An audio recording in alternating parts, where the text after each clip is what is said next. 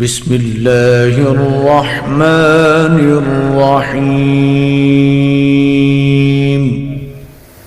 الحمد لله وحده والصلاة والسلام على من لا نبي بعده أما بعد فأعوذ بالله من الشيطان الرجيم بسم الله الرحمن الرحيم ولله الأسماء الحسنى فادعوه بها وذروا الذين يلحدون في أسمائه سيجزون ما كانوا يعملون.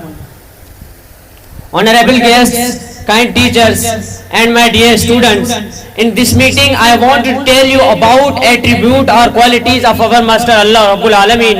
If no one is like Allah, then surely there are qualities which no one but Allah possesses. Some of his attributes or qualities are: Allah has created all mankind, He is our creator. He gives food to all His creatives, He is their provider. He is the giver of life and death.